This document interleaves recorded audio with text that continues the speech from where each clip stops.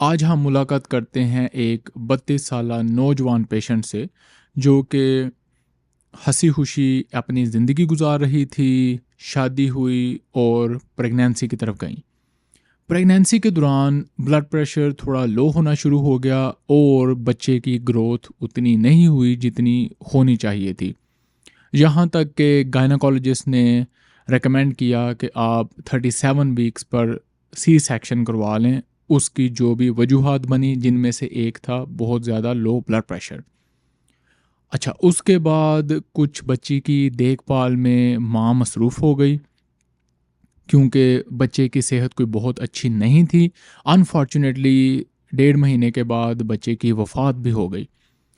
उसके बाद माँ को ब्लड प्रेशर हाई रहना शुरू हो गया, तबीयत ख़राब शुरू हो गई। कभी थोड़ा सा नौज़िया, मतली, हेडेक जिसको हम सर दर्द कहते हैं, और थोड़ा सा फ़ीवर। अब जब लोकल दवाइयाँ खा के ये तबीयत सेटल नहीं हो रही थी तो उन्होंने एक स्पेशलिस्ट से रब्ता किया। स्पेशलिस्ट ने रेकमेंड किए फर्दर टेस्ट जिसमें पेशेंट का क्रिएटिनिन आया 2.6। अब इस पेशेंट को ना पहले कभी गुर्दे की कोई शिकायत थी, ना कोई प्रेगनेंसी से पहले टेस्ट हुए थे, जैसे कि पाकिस्तान में मैं डिस्कस भी करता रहता हूँ, रेकमेंड भी करता रहता हूँ। लेकिन उसके बावजूद प्रेगनेंसी के दौरान, प्रेगनेंसी से पहले हम हर तरह की रसूमात कर लेते हैं, लेकिन होने वाली माँ की सेहत और उसका हेल्थ चेक कभी भी नहीं करवाते। अब क्योंकि पहले कोई क्रिएटिनिन अवेलेबल ही नहीं थी तो सारी फैमिली परेशान हो गई। उसके बाद फ़ौरन नेफ्रोलॉजिस्ट से रब्ता किया। नेफ्रोलॉजिस्ट ने दोबारा टेस्ट करवाया, क्रिएटिनिन 2.5, फिर 2.1 और फिर 1.9 पर आके अटक गई। यही उम्मीद थी कि क्रिएटिनिन बेहतर होती जाएगी, शायद कोई दवाई से कुछ हो गया है, शायद ज़्यादा ब्लड प्रेशर से कुछ हो गया है, क्योंकि उससे पहले तो फैमिली को कुछ पता ही नहीं था। एनीवेज, जब क्रिएटिनिन 1.9 पर अटक गई तो फैमिली ने इंसिस्ट किया। लोकल नेफ्रोलॉजिस्ट ने इसको एक्यूट इन्फेक्शन बना दिया क्योंकि यूरिन में कुछ रेड सेल्स और कुछ वाइट सेल्स आ रहे थे, और पेशेंट को एंटीबायोटिक्स खिलाई। अब एंटीबायोटिक खाने के बावजूद क्रिएटिनिन कोई बहुत ज़्यादा बेहतर नहीं हो रही और पेशेंट और फैमिली बहुत ज़्यादा परेशान है। तो जैसे हम पाकिस्तान में करते हैं, हम सारा पाकिस्तान छोड़ के लाहौर आ गए। अब लाहौर के जब प्रोफेसर साहब के पास आए तो प्रोफेसर साहब ने अपनी टेस्टों की पिटारी खोल दी और मरीज़ का एक के बाद दूसरा टेस्ट, किडनी की सारी मेटाबॉलिक प्रोफाइल जो मैं भी रेकमेंड करता होता हूँ, anti nuclear antibody, lupus nephritis के टेस्ट। यंग फीमेल है, बहुत ज़्यादा चांस है कि लूपस नेफ्राइटिस होगा, लेकिन लूपस का टेस्ट भी नेगेटिव। यूरिन एनालिसिस भी क्लियर हो गया। 2-3 अल्ट्रासाउंड कराए, उनमें भी कुछ नहीं। फिर फाइनली सीटी केजू भी, जिसको हम कैट स्कैन कहते हैं, वो कराया। उसमें मामूली सी कंक्रीशन किसी एक किडनी में। फिर उसके बाद लंबे चौड़े टेस्ट, हर तरह की ऑटो एंटीबॉडी जो पाकिस्तान में अवेलेबल है वो करवा छोड़ी, वो भी सारे नेगेटिव। अब ये मुअम्मा है क्या? यंग बच्ची है जिसमें ना कोई और सिम्टम है, ना उसको डायबिटीज़ है, ना उसको कभी ब्लड प्रेशर रहा है, प्रेगनेंसी के दौरान भी कभी उसकी तबीयत बहुत ज़्यादा ख़राब नहीं हुई। तो आखिर मामला है क्या?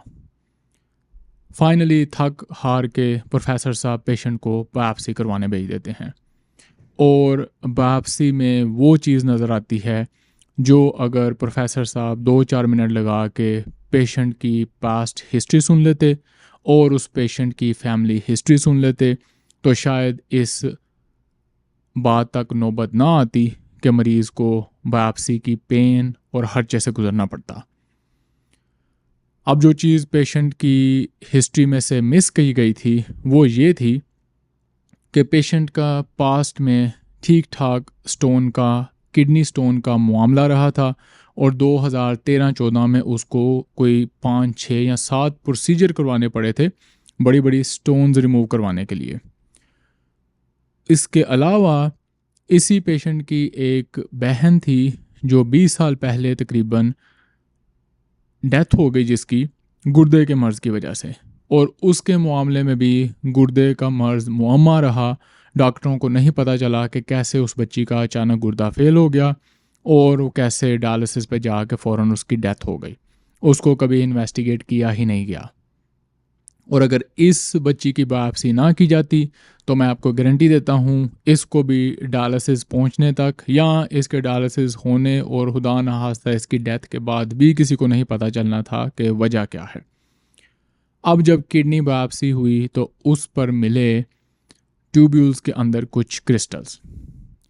ये हैं कैल्शियम ऑक्सलेट क्रिस्टल्स और ये इन्फॉर्मेशन पेशेंट के पास आज से 10-12 साल पहले 2013-14 में भी थी, जब उसके गुर्दे में किडनी स्टोन के लिए प्रोसीजर हुए थे और उन्होंने स्टोन का एनालिसिस भी करवाया था।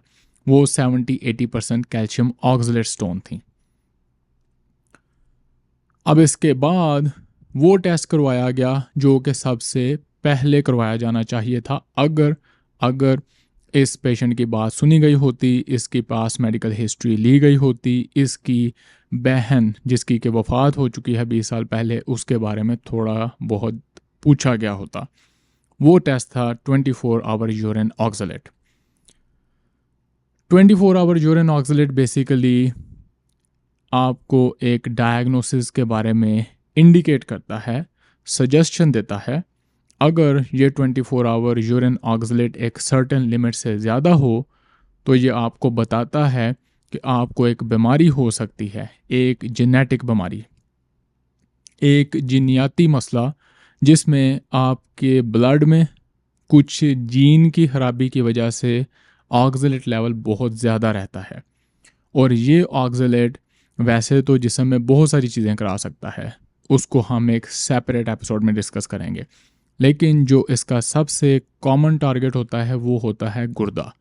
ये छोटे छोटे क्रिस्टल्स जाके गुर्दे को डैमेज करते हैं और फाइनली आपको किडनी डिजीज़ करवाते हैं। अब जब इस पेशेंट का 24 आवर यूरिन ऑक्सलेट आया 44, जो कि ऑलमोस्ट बॉर्डर लाइन है पॉजिटिव स्क्रीनिंग के लिए, प्राइमरी हाइपर ऑक्सल यूरिया के लिए, तो उसके बाद इसका जेनेटिक टेस्ट करवाया गया और इसका जेनेटिक टेस्ट पॉजिटिव आया। ये जेनेटिक टेस्ट पॉजिटिव होता है एक ऐसी जीन में डिफेक्ट के लिए जिसको हम कहते हैं एलेनिन ग्लाइऑक्सिलेट अमीनो ट्रांसफरेज। ये जीन एक एंजाइम की प्रोडक्शन करवाता है जिसको हम कहते हैं alanine glyoxylate amino transferase enzyme. और इस एंजाइम ने बेसिकली बॉडी में जो ऑक्सलेट बन रहा होता है उसको बनने से रोकना होता है। जब ये जीन डिफेक्टिव होता है तो ये एंजाइम अपना काम पूरा नहीं करता और बॉडी में बहुत ज़्यादा ऑक्सलेट बनता है ब्लड में, और ये ऑक्सलेट जब किडनी में फिल्टर होता है तो वहाँ स्टोन बना के भी गुर्दे को डैमेज कर सकता है। लेकिन स्टोन बनाए बगैर माइक्रो क्रिस्टल्स गुर्दे में जो ट्यूब्यूल्स हैं उनको डैमेज करके आपको क्रॉनिक किडनी डिजीज़ करवा सकती हैं। इसकी कोई ख़ास ट्रीटमेंट अभी अवेलेबल नहीं है।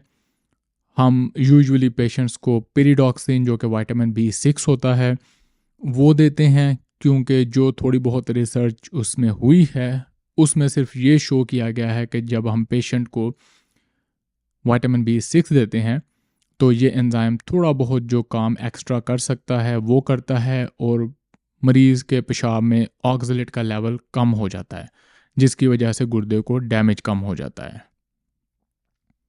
खैर, ये हमारा आज का टॉपिक नहीं है।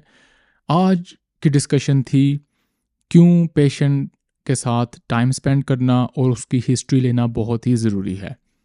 पेशेंट के बहुत सारे पैसे बचाए जा सकते हैं, उसकी बहुत सारी सफरिंग और पेन बचाई जा सकती है। और इसी तरह इसी किस्म के पेशेंट अगर अपनी फैमिली के साथ स्क्रीनिंग करवा लें तो दूसरे फैमिली मेम्बर्स को बचाया जा सकता है। मैं हमेशा इसीलिए प्रिस्क्रिप्शन नोट में हमेशा ऐड करता हूँ कि आपने अपने बहन भाइयों की किडनी डिजीज़ स्क्रीनिंग लाजमी करवानी है। हम आइंदा आने वाली एपिसोड में, जिसमें मैं प्राइमरी हाइपर ऑक्सल यूरिया डिटेल से डिस्कस करूँगा, हमारे जो 4, 5, 6 केसेस हैं जिनमें से 1-2 कंफर्म जेनेटिक टेस्टिंग के साथ हैं और बाकी 5-7 सस्पेक्टेड हैं। उनमें मैं आपको बताऊंगा कि क्या क्या डिफरेंट अलामात हो सकती हैं इस बीमारी की, क्योंकि ये बड़ी रेयर है और आपका इसको जानना बहुत ज़रूरी है। आपके घर में भी ये हो सकती है और आपको पता भी नहीं है। तो ये जो हमारा एक और पेशेंट था, उनकी भी सिमिलर स्टोरी थी जो मैं फिर कभी डिस्कस करूँगा। उनका यूरिन में 24 आवर यूरिन ऑक्सलेट था अबाउट 200, और जब मैंने बाकी बहन भाइयों का चेक करवाया तो उनमें से भी किसी का 190, किसी का 160 और किसी का हाली 90। नॉर्मली ये तकरीबन 37 मिलीग्राम से भी कम होता है। तो एनीवेज, प्राइमरी हाइपरऑक्सीजूरिया एक रेयर जेनेटिक डिजीज़ है, लेकिन इसकी जो प्रेजेंटेशन है, इसकी अलामात हैं, वो बड़ी ट्रिकी हो सकती हैं। आप इसको इजीली मिस कर सकते हैं और इसकी अलामात का ध्यान रखना बहुत ही ज़रूरी है। लेकिन सबसे बढ़ के मरीज़ की बात सुनना, मरीज़ की हिस्ट्री को अच्छी तरह एनालाइज करना, ये एक फूल प्रूफ तरीका है मरीज़ को अननेसेसरी खर्चे और पेन से बचाने के लिए। आपने अपनी ओपिनियन देनी है, अपना एक्सपीरियंस शेयर करना है कि अभी तक क्या आपके गुर्दे के मर्ज़ का डायग्नोसिस बनाने में कोई कोताही हुई है, कोई डिले हुआ है, या अभी तक आपको अपने गुर्दे के मर्ज़ की वजह पता ही नहीं है। मुझे आपके ओपिनियन का इंतज़ार रहेगा। आपके पास भी अगर कोई इंटरेस्टिंग स्टोरी है तो कमेंट में ज़रूर शेयर करें। मुलाकात होगी अगली वीडियो में। अल्लाह हाफ़िज़।